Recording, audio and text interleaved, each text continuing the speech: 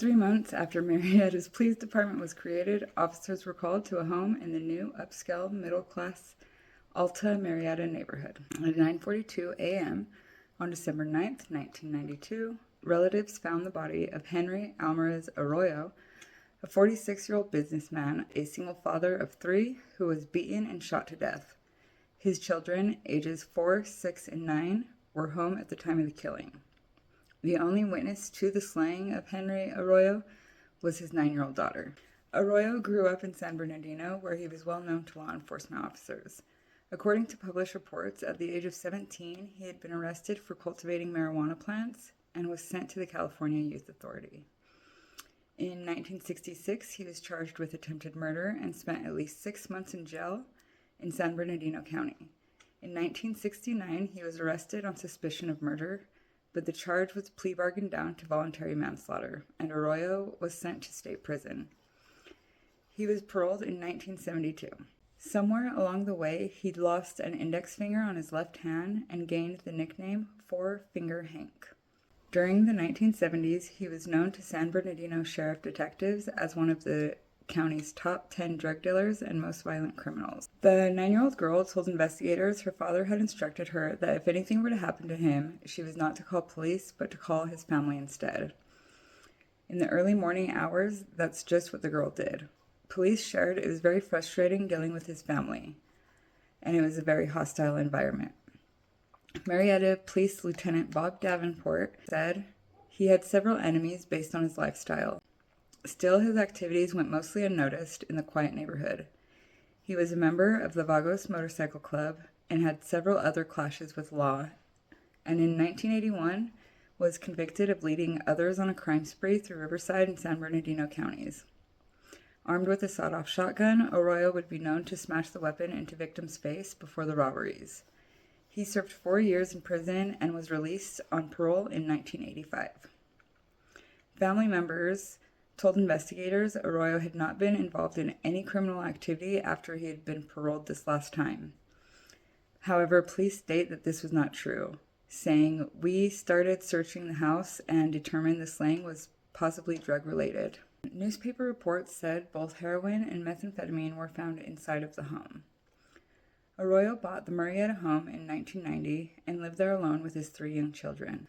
Arroyo and his family kept to themselves and declined invitations to attend block parties and other events.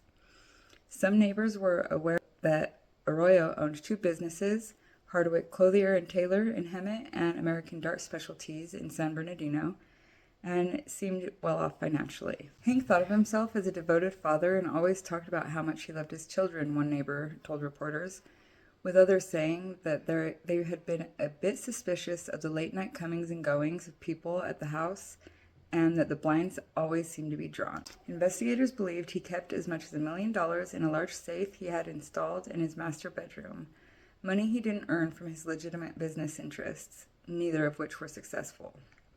In the hours between the time Arroyo died, about 12:30 a.m., and the officer's arrival, around 9:40 a.m., family members had been removing items from the home and wiping away fingerprints, Beret said. The girl told investigators that sometime after midnight, 3 men had pounded on the door and identified themselves in both English and Spanish as police officers. The men entered the home. One was identified as being about 50 years old with salt and pepper hair and a thick mustache.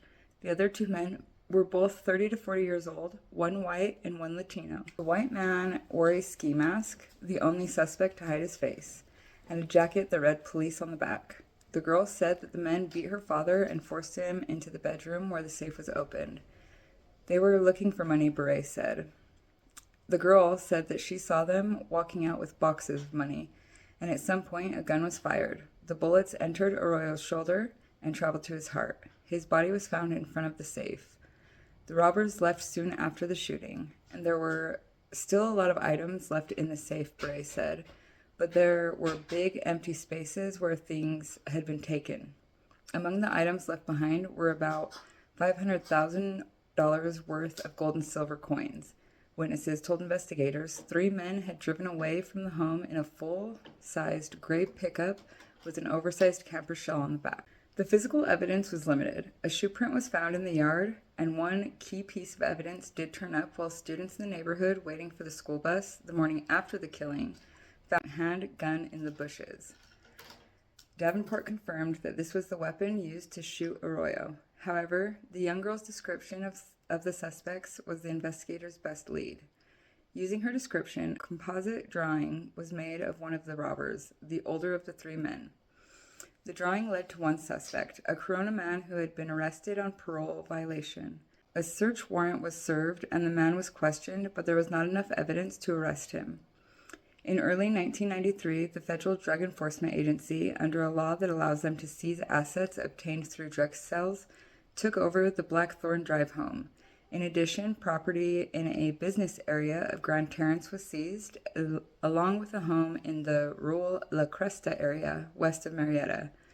Documents filed in the U.S. District Court stated Arroyo had been a drug trafficker since 1987, and his property was obtained through proceeds from drug sales. It has been 33 years since Arroyo's slaying. However, because the case remains an open investigation, investigators declined to discuss their advancements.